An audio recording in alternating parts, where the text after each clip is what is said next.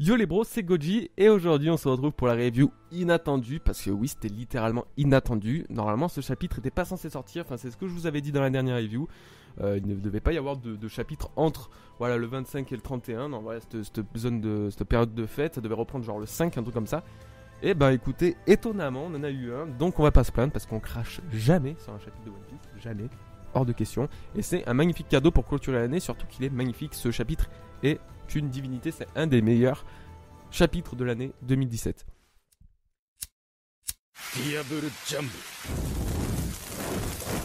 Alors il s'agit du chapitre 890. Cette review va être un petit peu différente les gars, parce que du coup en fait j'avais pas du tout prévu de faire cette review, j'avais pas du tout prévu de faire de montage ou quoi aujourd'hui.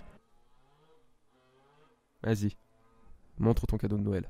Voilà, merci, super. Du coup, j'avais pas du tout prévu, surtout qu'aujourd'hui j'avais pas mal de trucs à faire ce matin. Je vais pas vous raconter tout, mais Madame Goji est censée arriver donc aujourd'hui pour passer quelques jours à la maison. Et donc j'avais pas mal de préparation à faire, machin. Non, j'avais vraiment, je me suis tapé des heures, des jours de montage sur ma dernière vidéo. D'ailleurs, un grand merci, franchement, pour l'accueil que vous avez fait à cette vidéo. Le taf que j'ai fait dessus a vraiment servi, mais de ouf. Je suis trop fier de tout ce que j'ai vu. Elle a fait l'unanimité, vous l'avez adoré.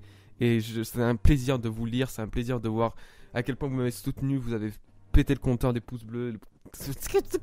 Voilà, c'est exactement ce à quoi il se passe dans ma tête en ce moment. Ce que j'ai plus. Voilà. Non, vraiment, je suis putain de fier et je vous remercie vraiment. Vous êtes des oufs.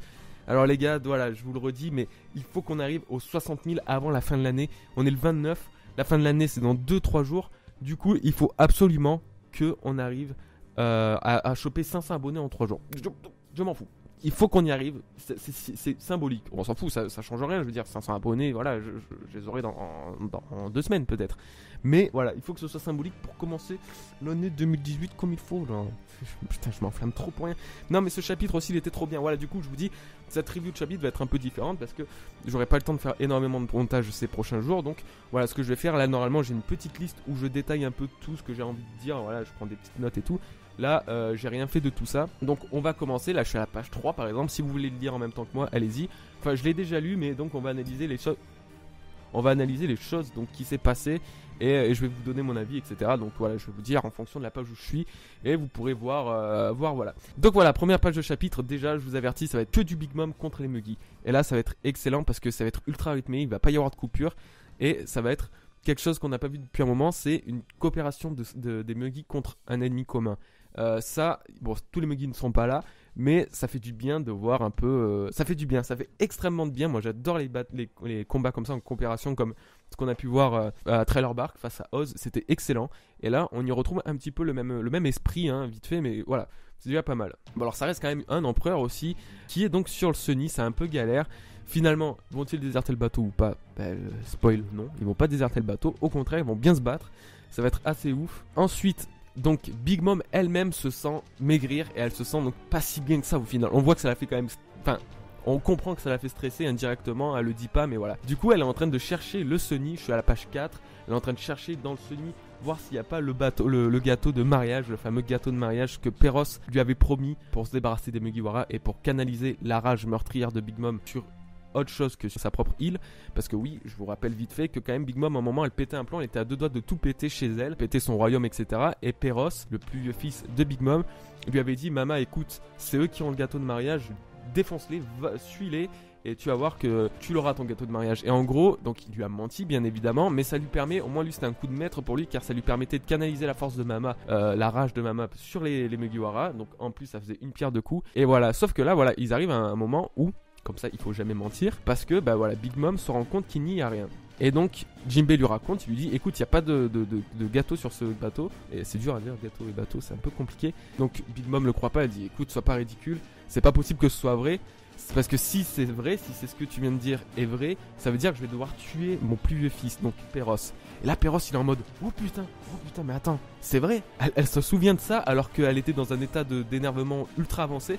Et là, elle a quand même cette conscience et tout. Donc là, il est en pleine panique. Et je le comprends parce que moi, j'aurais pas envie de faire chier Big Mom. Donc là, elle est en train de canaliser une sorte d'attaque avec Napoléon. Elle sort Napoléon pour défoncer Jinbei. Et là, elle utilise une attaque qui s'appelle Cognac. Et là, on revient sur un problème entre guillemets récurrent des combats post-ellipse. C'est la génération d'un élément, on ne sait comment. Là, Big Mom a généré du feu. C'est surtout le feu en fait qui a un problème avec Sanji et Luffy. Big Mom a généré du feu sur Napoléon grâce à une technique Cognac. Et donc voilà, on ne sait pas si ce feu est généré grâce à Prometheus qui était donc qui fait partie de la chevelure de Big Mom, n'est-ce pas?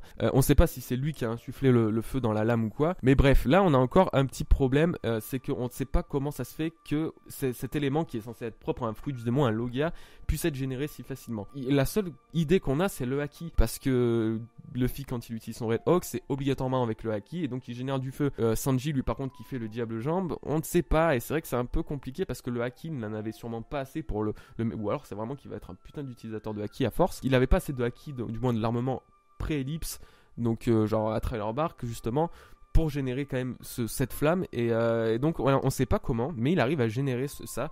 Et donc, c'est un premier récurrent. C'est comme avec Brook par exemple, et sa technique, je ne sais plus comment elle s'appelle, mais genre il arrive à générer la glace. En fait, c'est genre le froid, je ne sais plus exactement ce qu'il disait, mais c'était le froid de l'enfer, un truc comme ça. Genre, c'était justifié comme ça, et donc il pouvait donc générer aussi lui de la glace. Il y a un problème un peu de ce côté-là. On ne sait pas ce qu'Oda veut faire parce que pour nous, on nous dit les fruits du démon sont là pour générer un élément. Et donc voilà, donner un pouvoir à son utilisateur. Le problème, c'est que là, on voit des mecs qui n'ont pas du tout un fruit du démon ou un fruit du démon en relation avec le feu, qui arrivent quand même à le contrôler. Et du coup, on se dit, mais attends, au final, il faut penser quoi? C'est quoi qui génère du feu? Qu'est-ce qu'il faut comprendre pour trouver sa logique? Bref, on ne sait pas, je passe à la page 6, on va pas débattre dessus 3 heures parce que j'ai pas envie non plus d'avoir une vidéo de 20 minutes. Donc voilà, alors Jinbei se prépare à utiliser, donc à parer l'attaque Cognac de Napoléon, donc en feu machin. Et là, on voit qu'il utilise le haki de l'armement. Et ça, c'est très con, mais le haki de l'armement, quand il est utilisé, étonnamment, on a beau le voir depuis des centaines de chapitres, bah ça nous fait toujours plaisir parce que quand c'est surtout un personnage qu'on n'avait jamais vu encore utilisé, bah je sais pas, moi le fait d'avoir vu Jinbei utiliser le haki l'armement, c'est logique, hein, c'était totalement prévisible, ça a rien d'incroyable, mais je sais pas, moi je me suis dit putain c'est bien, c'est con mais c'est bien, tu vois. Et donc quand même malgré tout son haki l'armement doit être relativement développé parce qu'il arrive à arrêter l'attaque de Big Mom. Et c'est relativement ouf. Même Péros trouve ça dingue en disant putain il a stoppé Cognac. Bon malgré tout Big Mom lui rassure, t'inquiète pas, tu ne crois pas que tu peux me vaincre comme ça. Jinbei dans la page 7 est donc en train de faire ce qu'il peut, de tenir comme il peut. Mais Big Mom, voilà, la puissance d'un Yonko prend le dessus et le balance dans la flotte. Après, on va dire qu'un homme poisson dans la flotte, c'est pas le pire endroit où il pourrait atterrir. Donc voilà, ils sont un peu en stress et tout. Surtout que Big Mom continue le carnage sur le Sunny en voulant tout défoncer et tout. Un problème aussi, c'est que Carrot est dans une salle et dans une chambre et elle est en train de se reposer vu que voilà, le Sulong, ça l'avait vraiment séché. Et donc voilà, Nami gueule en disant stop, arrête Big Mom, arrête de tout détruire, ça sert à rien, il y a rien. Et parce qu'elle pensait qu'il y avait Carotte justement dans cette chambre. Alors du coup elle essaie de s'interposer tout comme elle peut. Et Big Mom c'est marrant parce qu'elle est vraiment dans un état de colère mais de dingue. Et puis voilà, Nami lui dit ça et elle pète un plomb, elle essaie de la couper en deux. Elle est en train de détruire le Sunny doit être dans un état lamentable. Et donc voilà, du coup Nami se retrouve un peu en position de galère parce qu'elle essaie de ramasser son climatact et tout. Et Big Mom, tel un putain de moustique que pourrait être Nami. Genre vous savez quand c'est l'été, qu'il fait chaud, c'est désagréable et t'as cette putain de mouche qui vient te poser sur toi ou qui te pique ou ce moustique ou quoi. Tu la vois sur ta table et t'as envie de lui faire comme ça, tu vois, mais que tu la rates. Et ben là ça va être exactement pareil. Big Mom elle voit les Mugiwara comme des putains de mouches en fait et se prépare à l'écraser. Et là on a eu une interaction avec Chopper du coup, donc page 9.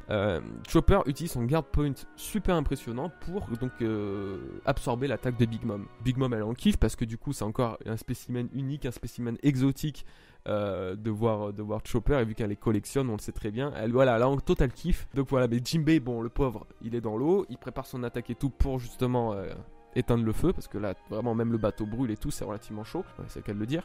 Brook, il est en pleine panique, malgré le fait qu'il a été l'homme de la situation plusieurs fois durant cet arc. Et là, il est en pleine panique, il sait pas comment faire, il est en train de pleurer et tout.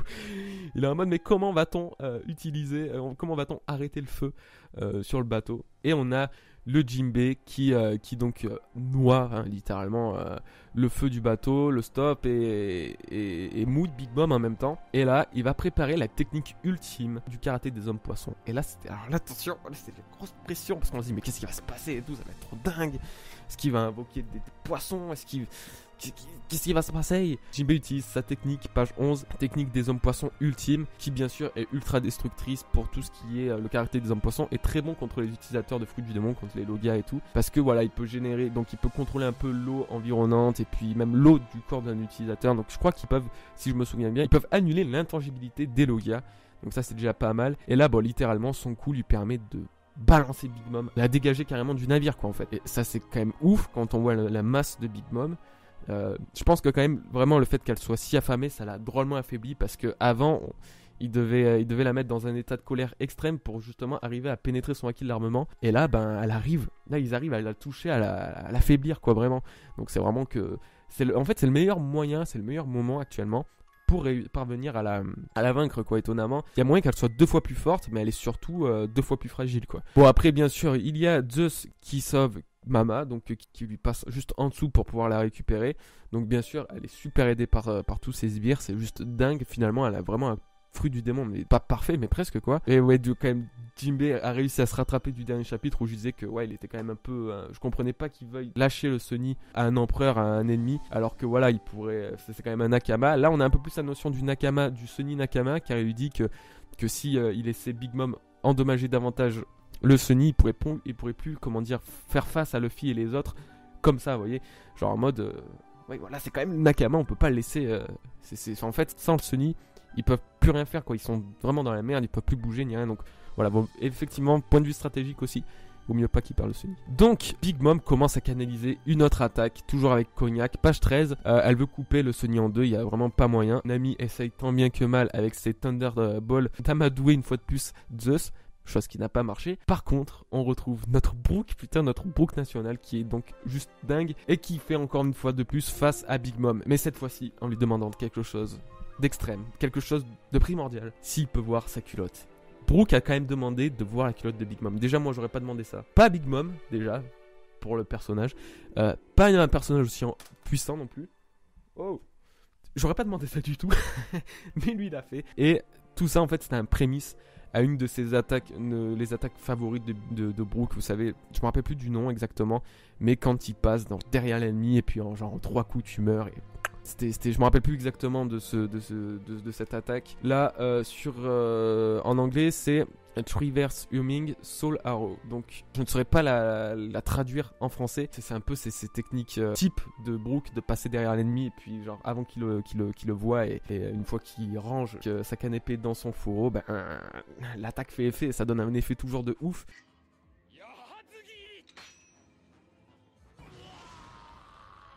Et là en fait il a coupé littéralement, parce que même Big Mom l'avait pas vu venir, elle s'est demandé mais qu'est-ce qu'il a foutu. Dans la page 15 on peut voir que Brook a simplement coupé Zeus en deux. Alors est-ce qu'il a utilisé du haki? Il y a fort moyen, il a coupé Zeus en deux, ce qui fait que voilà, Big Mom se retrouve un peu en équilibre. Et tout ça c'était juste pour canaliser, pour je sais pas, ouvrir une sorte de brèche ou je ne sais quoi, pour les Thunderbolts qu'avait généré Nami. Et donc lancer une attaque dévastatrice sur Big Mom une fois de plus, qui va donc l'affaiblir énormément, car même ses fils, ça c'est un peu un moyen de voir si l'attaque fait vraiment effet ou pas, car même ses fils disent « Maman, est-ce que ça va ?» Genre en mode, il y a vraiment quelque chose, tu vois.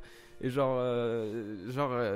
leur fait vraiment peur. Et donc là on peut se dire ouais c'est vrai que Big Mom doit l'avoir senti passer quand même, parce que pour qu'elle soit autant, pour que ses fils s'en inquiètent autant, c'est vraiment qu'il se passe un truc. Donc voilà, ils disent que Zeus avait été déchargé, donc toute l'énergie électricité peut-être résiduelle qu'il y avait dans Zeus a été libérée grâce à son ouverture, donc grâce au combo Nami et Brook. On voit dans la page 17 que le petit Zeus est vraiment revenu en forme genre inoffensive. et que voilà, Nami peut vraiment le soumettre cette fois, elle le veut. Je sais pas si c'est une sorte de foreshadowing ou pas, sans vouloir voir de partout. Ça fait quand même, c'est un running gag récurrent dans l'arc de Whole Cake Island, le fait que Nami veuille contrôler les sbires de Big Mom, c'est surtout tout ce qui est en rapport avec le climat, donc, en particulier Zeus. Et donc je me dis, est-ce que plus tard il n'y aurait pas une façon, genre, je sais pas, genre, est-ce que Nami n'aurait pas un fruit du démon qui puisse l'aider à contrôler ce genre un peu de truc? Est-ce qu'il n'y aurait pas une sorte d'éveil du Haki? Je ne sais pas, c'est un peu con, j'ai pas envie de partir dans ce genre de spéculation, mais je me dis que ça lui irait tellement bien, le fait qu'elle puisse vraiment contrôler un nuage ou quoi, mais que ce soit vraiment plus fluide que ce qu'elle contrôle actuellement. Là, elle se contente de jeter les choses et tout, mais là, le fait qu'elle puisse contrôler vraiment un nuage, qu'elle puisse aider, vous voyez, les Muggy genre sur l'eau, des trucs comme ça, enfin, on sait pas. Mais du coup, ça reste vraiment, je pense, une idée à creuser, qu'elle puisse utiliser ce genre de technique, mais voilà.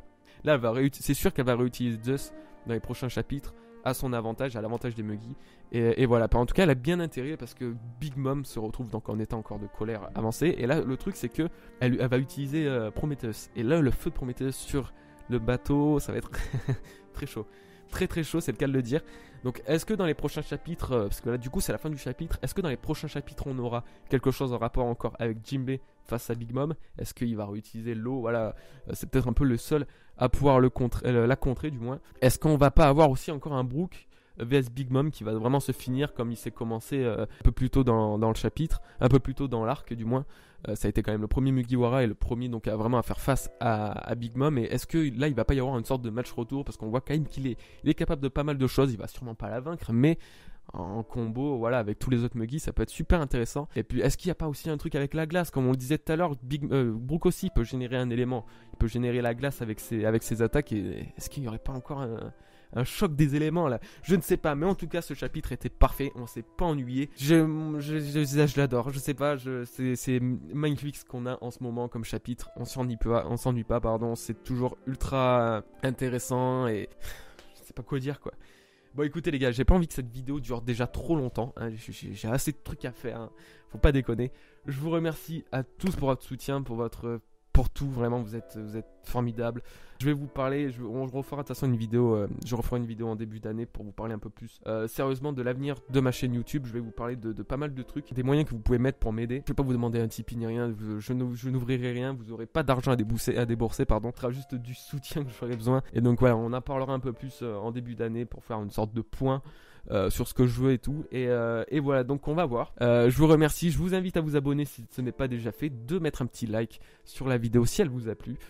Si cette review vous a plu, et puis je vous dis écoutez à la prochaine. J'ai eu peur que mon enregistrement ne se soit pas pris, j'ai eu un coup de stress. Je vous dis à la prochaine, passez une bonne fête de fin d'année, soyez très prudents sur la route s'il vous plaît, ne buvez pas avant de conduire, et puis voilà, faites attention à vous, on se revoit à la prochaine, peace les amis.